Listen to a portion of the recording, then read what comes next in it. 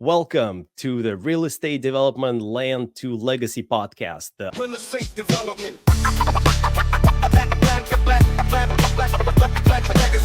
I'm Eugene Gershman, bringing over 20 years of industry experience to guide you through the dynamic world of real estate development. We have a rock star, entrepreneur, architect, builder, lecturer, podcaster, and professional fisherman, Mr. Lance Cayko, joining us today. With such an amazing background, Lance co-founded F9 Productions, a design and build firm in Longmont, Colorado, where they specialize in single-family, multifamily residential, as well as small commercial projects. Lance, welcome. Thanks for having me, Eugene. I was so excited when you reached out to me to be on the show. It's a pleasure to be here. You do it all. Architecture, development. I'm super excited to talk about it. I have a million questions. Many property owners, when they think that they've got a land and it's buildable, they think it's easy. What does it actually take to develop a project? Oh my gosh. First of all, it takes understanding that it's very hard and it's probably one of the hardest things you'll ever do in your life. But I'm a firm believer in the amount of risk you take on and the amount of difficulty you take on. There's an equal and opposite reward and sort of pleasure you can get out of that.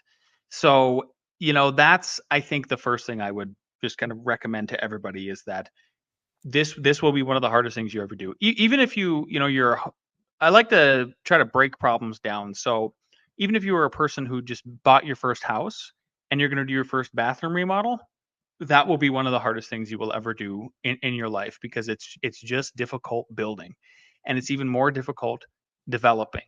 Because when you're the developer, first of all, you're the one at the end of the day, you're going to eat, you're going to eat last always, right? Because everybody gets paid before you, and then you hopefully can make a profit at the end of it.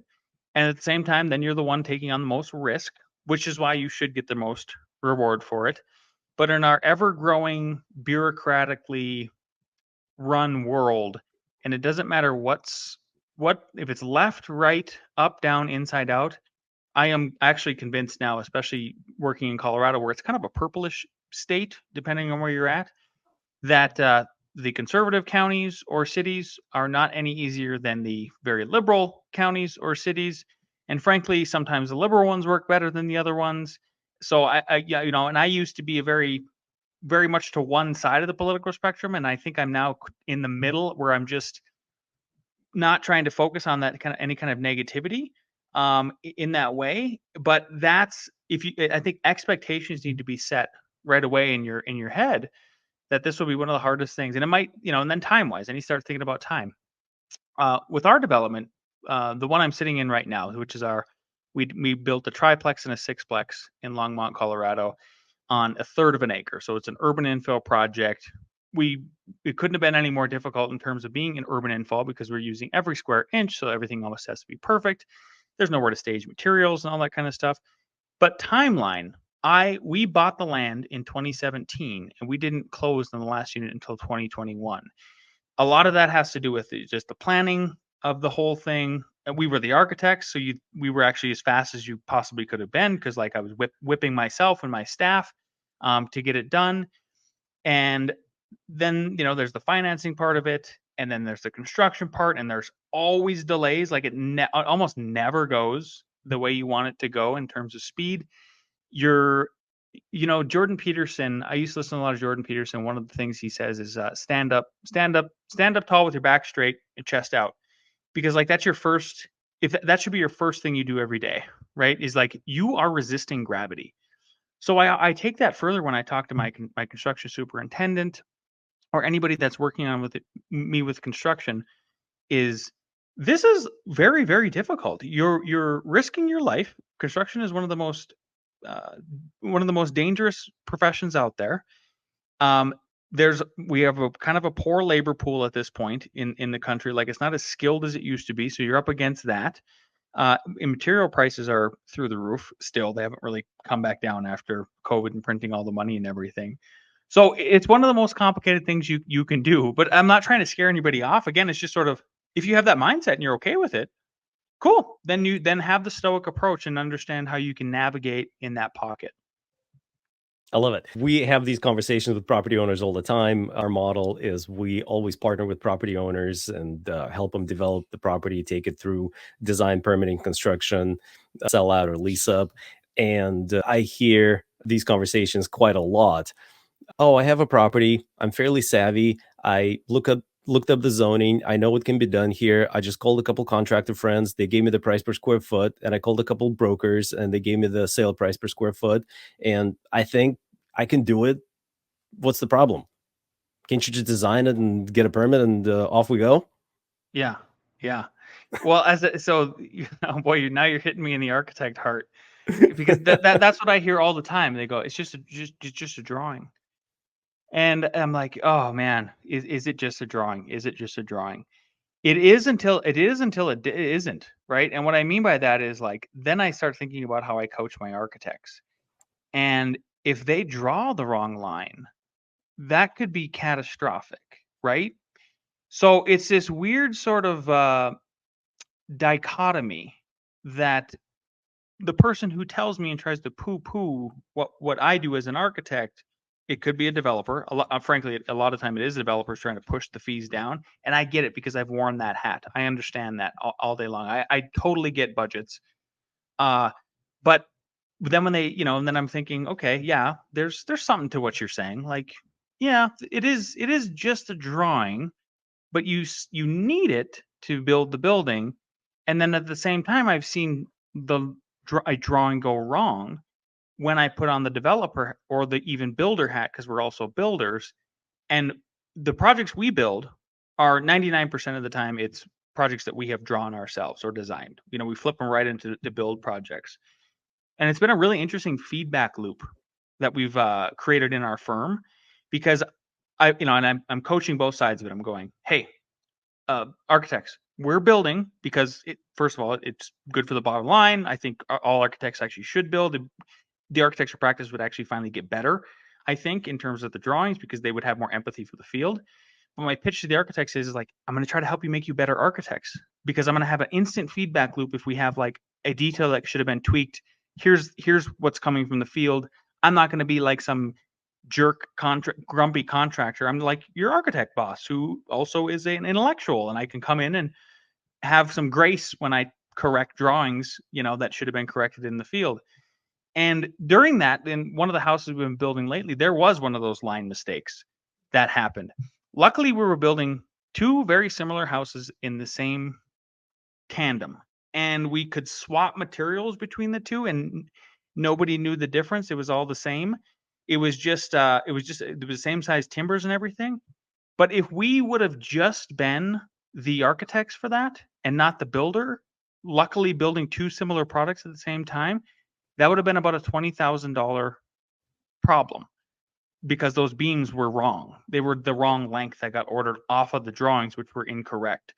So that's where it's like, I am happy to see both sides of it in that kind of a way, but it's much more than that. And I just think if everybody was more, one of my bigger complaints in the whole AEC and real estate developer, that's where I include the R, architect, engineer, contractor, this place we swim in together, is if everybody was just a little bit more honest and upfront about their end motives, I think that would go a long way, right? To where if you're saying, yes, it shouldn't cost, like, why do your drawings cost that much? You have to come up with some honesty about why they do cost that much, but backing up your fees in that kind of way. Or you, the developer, talking to the person you're going to lease to or sell to with the end product, and they're like, why is it taking this long? And if you can carefully and clearly try to explain that in maybe 3 or 4 sentences tops, I think that sells the reason why and helps people understand why things take so long, because it does take so long. I made a meme the other day, and it was like, I was this man who was like gushing with happiness because I had pulled a permit, and it said at the bottom, I go, me every time I pull a permit, and then it's the guy, and he's like gushing with happiness and like praying to God, and he goes, it's because it's a miracle. Like, I'm just blown away that we actually are still even building. It's so hard to get through. So yeah, the expectations and the honesty, I think, if there's two themes to pull out of what I'm saying right now so far in the conversation, I would hope that those two are coming through. Yeah, one of my favorite memes has been circulating for a couple of years. This perfectly drawn horse, I think, and then Oh the yeah. backside is just like a little sketch, and the caption says, "The client asked for the same thing but cheaper." Yeah. Yeah. Expectations versus reality. Yeah, exactly. 100%. Yep. Yep. So tell me a horror story. I'm sure you have a few. A horror story. Yeah. From the architect standpoint or any standpoint? Any standpoint, I guess, since you're both architect, developer, builder, maybe some that involves all three. Yeah, the architect one has been the most recent lately. I don't know what happens, but we ended up getting two really bad clients in a row. And what's tricky about any business, service-based business, is you are when you're the lead sales like me or my business partner Al is like it's our job to win the work, and then winning the work involves us also vetting the client that we're going to work for. Like, is this person honestly kind of mental? Are they not? Are they on medication? Do they like? Is there something they're not telling us? Are they a dishonest actor? Again, sort of back to the dishonesty part of it. And I try my best. I feel as if I'm a good judge of character, but every once in a while I'll have some of these screwballs that'll squeak through the cracks. So there was most recently, um, this horror story is we got a project type we wanted for a long time. It was up in the mountains. It's exactly the kind of like house we wanted to design, and I've been wanting to do one for like a decade. So we actually commanded a decent fee for it and everything. And I went through the first two sales meetings with the client. It was just me and him. And then on the third one, he goes at the very last minute, he says to me on the phone, he goes, "Well, we'll just call her we'll call her Laura." He says Laura has my business partner has some changes she wants to make before we start. And I go, "Oh, no problem. I think let's have that meeting because I want to know. Obviously, it's your business partner, and it will change my scope a little bit. So I need to know that." And we did that. Had a great so this would have been the third sales meeting. Had a great sales meeting with them. There was no red flags, no yellow flags. Everything seemed great. Everybody's personality was doing really well, and we signed the contract. And then the next week, one of my project architects and I go out to the site up in the mountains. We go visit it. I'm walking around with the man, and then his business partner is there, Laura or whatever, and she was a little off that day. It seemed, and I was like, "Oh, something's just kind of twitchy, very strange." And what it ended up being is she was just a very hurt individual, and she would do this very strange passive aggressive thing, which was she called herself, again, I'm making up this name, Lacey Jane Thompson, but she insisted on being calling Jane. So we would, and what's crazy is my project architect that was on the job with me, he hyphenates his name too. So his first name is Stephen, his middle name is Ross, and his last name is Heck. And but he's smart because he does, and not passive aggressive because he puts S. Ross. So everybody goes, "Oh, your name's Ross." And he introduces himself though. It's very easy. So like right now, as we're on this podcast, right, it's reading my name, Lance Cayko, your name, Eugene. Well, we would get on these Zoom meetings with her, and she'd spell out her full name. And I'm a 41-year-old man who's been reading my whole life, since for like 36 years. Yeah, you know where I'm going with this. Like, I would say the first name just because I read it, and I'm like, oh, and it just spiraled into a disaster. I ended up having to have like an hour-long conversation, in the middle of Wyoming on a phone call as I'm trying to head out to vacation. Just I apologized like 8 times just to try to calm her down, even though, I was just explaining myself that I said, "Hey, I'm so sorry, but like please have some empathy for me." So that was my most, and thankfully we finished the project, but that part, it was just very stressful for my staff and me. And then in the end, I think the business partners ended up breaking up too, because he was just like, Alan ended up telling me, he goes, "Yeah, she's just a psychopath." And I go, I tried to tell you that in the nicest way, Alan. Like, if she's not your girlfriend, honestly, if you don't love her, like, if this is truly a business relationship, I just highly recommend you get out of it." I said, because as a practicing architect of 15 years, I've never seen anything like that in my life. And I have 2 ex-wives, and I've never seen anything like that in my life. So that's probably, it's a client horror story. And I think, you just know, no matter who you're, even, and how about this? Selling real estate. I've sold real estate that we've developed to people that ended up having what I would call buyer's remorse. And then then it got very contentious and we ended up having to buy stuff back, which is a horror story in itself. So I think no matter what, like your filter is never going to be 100%. And I wish it could, because for me, that's when the horror stories usually stop. But it even goes down to being a general contractor. I have to tell this to my superintendent often, probably 2 or 3 times a year, is we'll hire a sub for the first time ever. They will come highly referenced. They're highly reputable. But for some reason, they just crap the bed when they get to our job site. And it's a struggle. And they hold up the whole thing. It's like a critical path item, like a roof or something like that. And we have to have them correct things and and they're just slow. And then they're losing money. So then they don't want to be there. And then my super's like, why do we hire them? And I go, well, first of all, they came highly recommended for this specialty product. We've never done this product before, so we need somebody that literally the industry is going to recommend. Trust me, I tried to vet them. I called all the references. I shook their hands. Nobody's perfect. So yeah, like I don't know if it's just maybe me that has the horror stories in that way of people coming through the cracks through my filter, but it happens. So somebody new coming into the industry listens to this podcast, are like, holy crap, there are psychos out there and Literally. crazy buyers. And sorry, no pun intended there. How do I protect myself? I still want to Oh, get into the industry. I want to develop. What do I do? What's the lesson learned from this?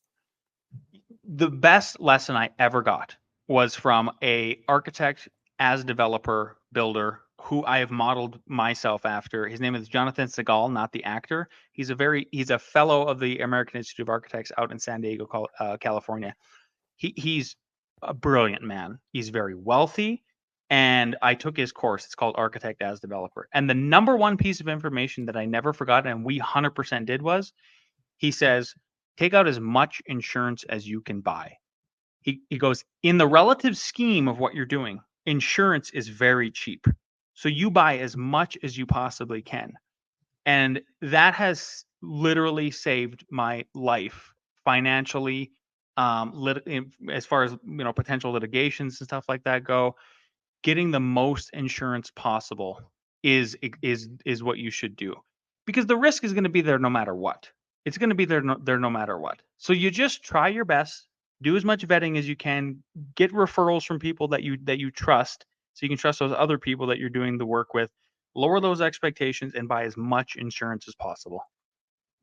And by insurance, you mean actual financial instrument insurance, right? Or do you would you also refer to other things? For example, to me, working with a quality architect and not cutting corners on design and engineering fees, that's probably the best kind of insurance. And I Oh call yeah, that yeah, yeah. insurance as well. Yes, But you're all actually the referring levels. to. Yeah, all the levels. I'm so glad you brought that up, Eugene. Yes. You should like, I don't think the most expensive architects are actually the best architects. I actually think it's somewhere in the middle to middle high is where the best ones are. Mhm. The lowest ones are definitely not, because you will not be your priority client if that's where you're at. The ones with the super highest fees, who actually do probably the most avant-garde stuff, and I've seen their drawings because many of my friends work for those kind of architects. Those drawings are actually fall just as short, I think, as the top and the bottom architects for some kind of reason. And then there's a bunch of us in the middle who are like, and I think it's because it's a highly competitive. That's where like the competition is, so we have to be good. I think the same thing goes for subcontractors, like medium to medium high, but definitely not the lowest, definitely not the highest in that kind of a way. So the professionals that you hire, whether it's blue or white, for sure, Eugene, is like that's a number one insurance policy in itself.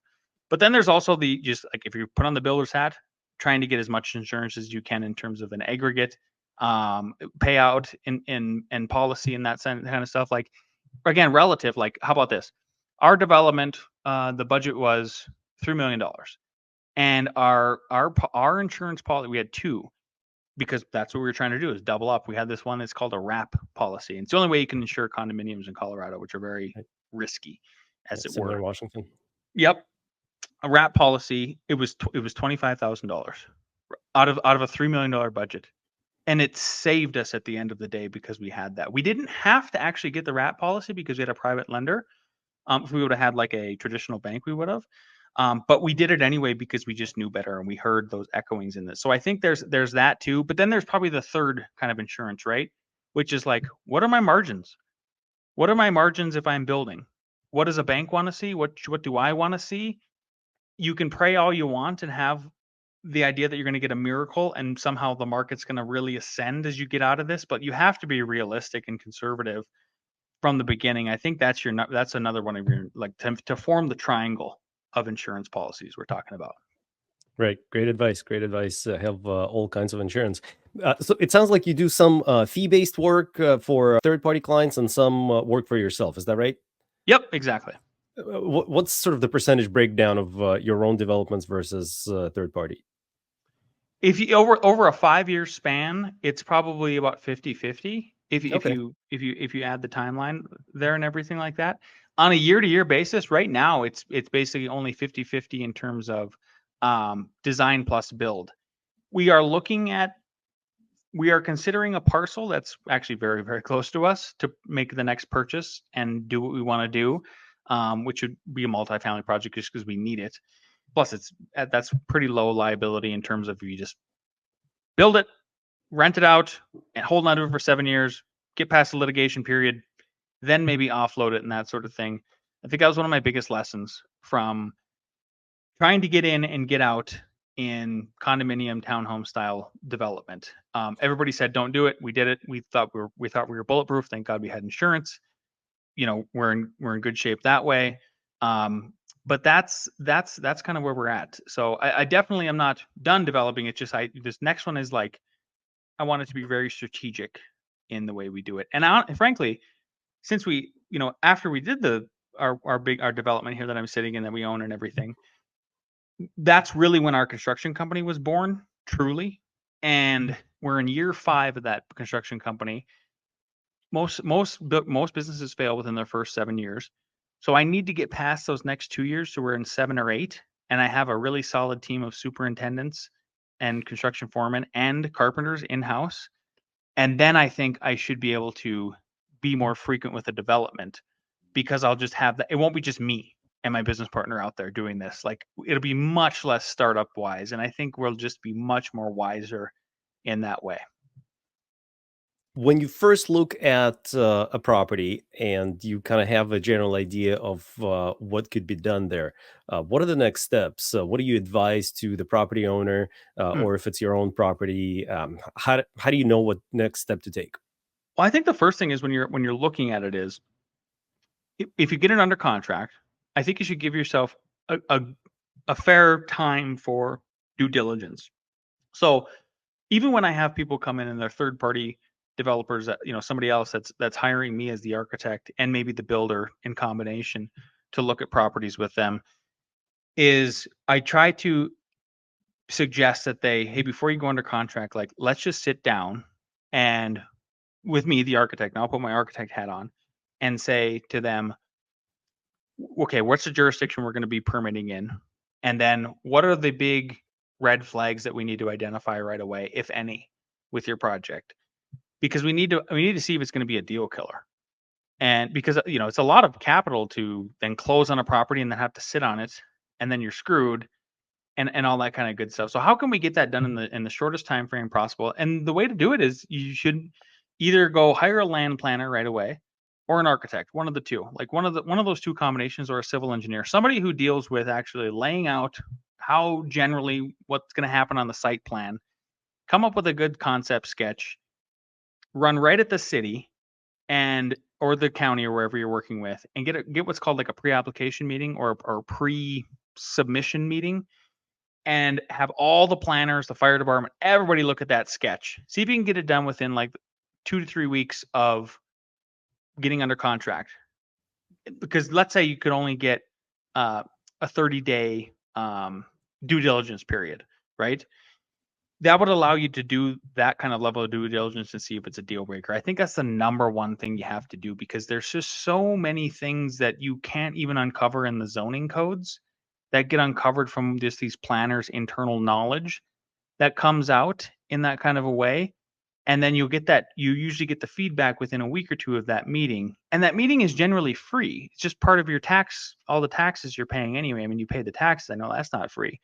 That's the number one thing, is like, please do not be afraid to get in touch with an architect, some kind of land planner, civil engineer right away. Put them on retainer. It's probably going to cost you a couple $1,000s. Again, in the scheme of things, how much insurance is that? Instead of you actually just taking the full leap and just buying the land and then having that pre-application meeting. Because I've seen many a developer do that. They come in, they buy the land, then they finally come to us and go, what can I do with it? And we go, well, we'll try to do what you want to do. Let's have a pre-application meeting. And they're just like deer in the headlights the rest of the time. And then they're just reacting. You got to be proactive at that beginning. Very important, and typically can be done very quickly. Yeah. How about financing? Is it something that you have to know ahead of time? Can you go through the design process, permitting process? Because that typically takes about 12, 18 months, at least in our area. Mm-hmm. And then kind of figure out financing later. Would you advise to figure out financing before you spend a ton of money going through the design? I think you can do both. Honestly, you can do both. I mean, it depends on your level of tolerance for risk. Mine is very high as an entrepreneur. And so we had enough capital to buy the land, which is big enough in itself. I mean, that's the biggest hurdle. And we did do the due diligence period. We went through a pre-application meeting to see if we could do the kind of mixed use development we wanted to do. Boom, we checked that off the list. Then the next thing we did is we went and got a soils report. By the time we were done with that, then the soils report came back, said, good, soils look actually good on this property in Colorado. Sometimes they're very bad. So we knew we weren't going to have any big hidden things come out once excavation happened, like water and stuff like that. You're trying to find the unknowns, right? In that kind of a way. Then it was like green light. We closed on the land, and the idea is, because we wore the architect hat, I can actually bring the drawings in as cash, essentially, because they counted as equity in that way. And then the land counted, and then there was still a sort of like a traditional lenders wouldn't take on our project. And that's probably the downfall of just like going for it, right? Is we had to get hard money, and then we had to be even faster than our counterparts. And we beat the construction by 2 or 3 months, and then we were able to still profit. And we have real estate wealth and a product and all, a track record and everything else. If you don't have that risk tolerance, yes, I think you need to be talking with a lender almost as soon as possible. And maybe that should actually be part of your due diligence period. And you can ask them, hey, let's say you're producing, just single family homes on this property you bought, and there's going to be 12 of them or something like that. And you have a projection of the total, the square footage of each of them. Therefore, you can do some multiplying and say like, yeah, it's probably going to cost me this much. Here's what I think my sales price will be. Here's how much here's how much the land's going to be worth after I buy it. Most of the time, land deals are cash, right? And then how much more capital do I need to bring to the table is the question they ask the bank. And they're going to give you that loan to value ratio. All of them are a little bit different. It usually swings between 25 and 35%, somewhere in there. And then you can see where you need to close the gap. And if you feel like you can get to that closing of the gap while maybe you are in the design process in that 12 to 18 month period, and if you can make those sort of stars align, there you go. I think that's what the deciding factor for me is. Right. Yeah. Get advice from the lender as soon as possible. And of course, in the last couple of years, lending environment's been challenging. A lot of lenders are still sitting on the sidelines. And of course, interest rates are incredibly high compared to what they used to be. So a lot of deals are hard to pencil. So it's definitely important to do the research early on. Yes, sir. But yeah, Lance, we're coming up on half an hour. I feel I could talk to you for another day or so. Yeah, same to you, buddy. Right. Anything else you want to add before we wrap up? If even if you're an architect listening to this podcast, I just really recommend that you design and build your own house just one time in your life. Because I think even if you don't go to the level that Eugene and I do, or we're doing actual, full-fledged professional real estate development and risking our butts and all that other stuff. It's going to make you a better architect because you'll have more empathy for the people in the field, more empathy for the developers who are putting their butts on the line, because your butt will be on the line in just a small version of that. And I think you'll understand that kind of a way. That would be the one big message. And then the last one would be just like, God bless the developers. Like thanks to all the developers who actually risks everything they do. They are just risking so much. And they're really the unsung heroes. Like, I know there's this sort of strange anti-capitalism mantra we have in today's society, in Western society. And I think a lot of it is aimed at the wrong people. Like, most wealthy and successful developers, real estate developers that I've ever met in my life, are some of the most kindest, generous, honest people ever. And they will even give me a lot of their time, just like Eugene is today, while knowing that this person's worth a lot of money, but they're giving me, a half hour of their time. So the next time you try to paint that bad picture on the developers, maybe just consider like a little gratitude could go a long way in this society, because if it wasn't for people like us, it would be hard you'd be living outside. I mean, that's the truth. Like, the government cannot build all the housing. It's not possible. Very important advice for architects. Try to design your own house, and for investors and property owners and the rest of professionals, please respect your developers because they are taking a ton of risk. Lance, thank you very much. Let's do this again. I'm sure we'll have a lot to talk about. Yeah, I would love to. I'll reach out when we close on the next land deal, and I would love to kind of tell you about it. I think that'd be fantastic. Excellent. Thanks again, Lance. Thank you. Real estate development.